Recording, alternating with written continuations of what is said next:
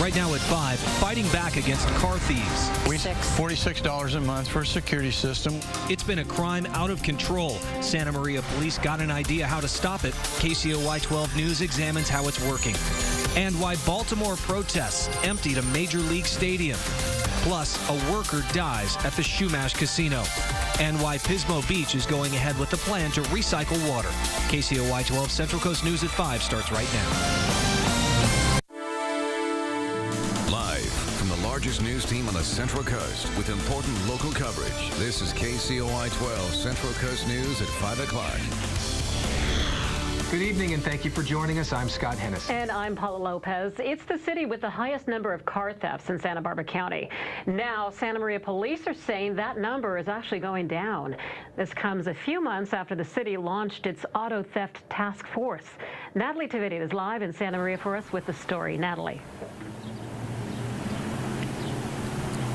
Paulo, police say the goal for 2015 is to see a 25% decrease in the amount of car thefts in the city. And police tell us that they're moving toward that number, and a lot of people in the community are noticing that extra presence. Donna and Earl Thacker always keep a close watch on their cars. When we see cars in front of the house, we kind of get suspicious. That's because they've had several stolen cars end up right in front of their home. We had stuff stolen out of our yard at Christmas time. And then the cars started showing up being stolen. They say 3 cars were dropped off right here, all 3 stolen from Guadalupe. They're not the only ones. Police recognized an alarming trend. Nearly 900 cars were stolen last year. That's compared to around 300 in 2010.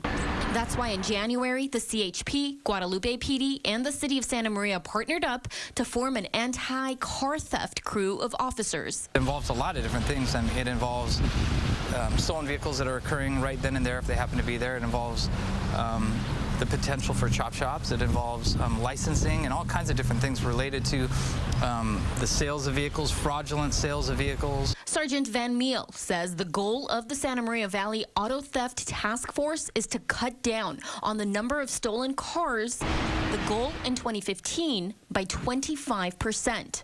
And they're getting there. Especially in February, we saw a significant drop, well over half.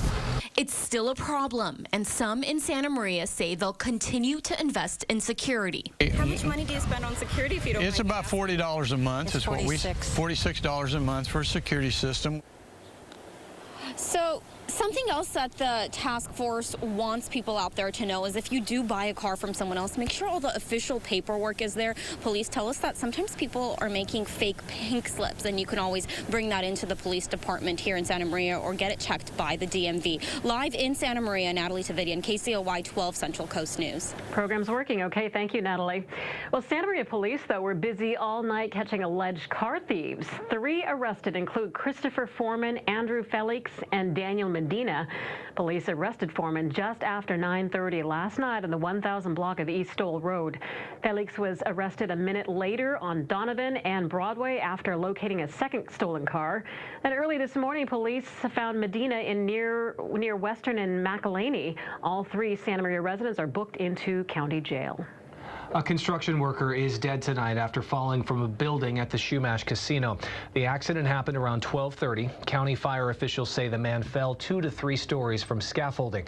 Santa Barbara County fire officials say the man was in his 40s. He was pronounced dead at the scene. Cal OSHA is investigating the cause of the accident. To Baltimore now, where demonstrators held a peaceful protest in support of Freddie Gray, who died from an unexplained spinal injury while in police custody. This peaceful protest comes after days of unrest in the city. There's still a heavy police presence on the streets, and a curfew is in effect for the rest of the week. The governor hopes the violence is over, but says the National Guard, state troopers, and police will continue to keep watch. Still some raw emotions out there, still some frustrations, and we're just going to make sure that we can continue to maintain the peace in the city. The Baltimore Symphony tried to do its part to relieve tension in the city. The orchestra gave a free outdoor concert at lunchtime. Police are expected to hand over the results of their investigation into Gray's death on Friday to the state attorney general. And in what is believed to be a first in Major League Baseball history, a game was played with no fans. The decision was made to close Baltimore's Camden Yards to spectators for today's game against the Chicago White Sox. All of the stadium's gates were closed except for one, and no fans were allowed. You can see the players had some fun with it. Games from earlier this week against the White Sox have been postponed until next month, but baseball officials say they want at least one game to be played this week. The Orioles beat the White Sox 8-2. In Nepal, the death toll has risen today to more than 5,000 people after a 7.8 magnitude quake devastated the country. Officials say more than 10,000 people are injured and several other thousands are now hospitalized. The quake triggered an avalanche on Mount Everest, and that natural disaster killed 19 people on the mountain. The Nigerian Armed Forces says they have rescued 293 girls and women in the Sambisa Forest, a known Boko Haram stronghold. An Army spokesman says they are not the schoolgirls abducted 1 year ago. He says they stumbled on the girls and believes there could be more. Troops captured and destroyed 3 militant camps. The Nigerian Army says the mission is ongoing. With the drought drying things up, the city of Pismo Beach is pursuing a new source of water, and that new source is recycled water. KCOY 12's Corey James is live in Pismo to explain what this all means. Yes, Scott, the recycled water system will help save money and meet state goals. It would also make Pismo Beach the first of the 5 cities to provide recycled water. Now, the announcement for this comes after Governor Jerry Brown announced mandatory cutbacks and proposed up to $10,000 in fines for worst water wasters. Now, Pismo Beach currently uses about 2,000 acres of water each year. How much of that, you ask? Well, 2,000 acres of water would be the size of 140 Yankee stadiums. And this new plan will add an additional supply of 900 acres of water. About 1 million gallons a day flow through this plant, and we see that during times of rain as well as times of drought. So all of that water that comes through the plant will be able to recycle and then inject into the groundwater basin. Now, the video you see here is where the recycled water system will go once it is built. The project will cost about $35 million, around $4 million of that for the design phase and $30 million for construction. Coming up tonight at 6, I'll tell you how this new source will help local firefighters fight fires. We'll have that part of the story for you then. Reporting live in Pismo Beach, Corey James, KCOY 12 Central Coast News. Thank you, Corey. It would be nice if we had some water in our forecast. Let's check it now with the weather with KCOY 12 meteorologist Jason Stiff in the First Alert Weather Center. Jason.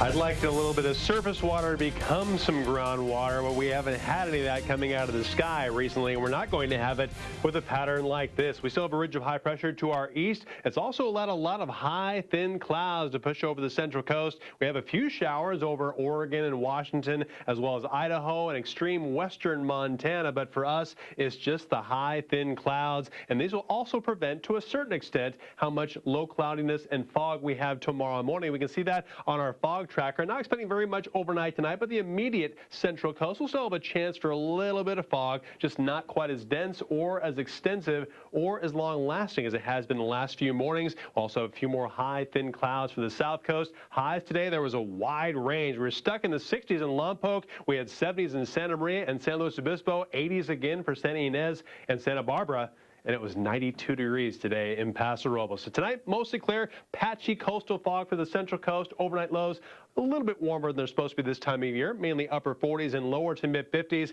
Stay tuned to let you know more details about the forecast for the last day of April and the first week of May coming up in just a few minutes.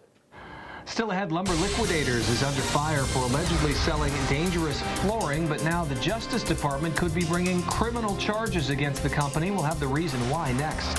And another contender joins the presidential race, but he's not a Democrat or a Republican. Details straight ahead. This is KCOY 12, Central Coast News at 5. Live, Scott Hennessy, Paula Lopez, and meteorologist Jason Stiff. KCOY 12 Central Coast Local News. Live at 5.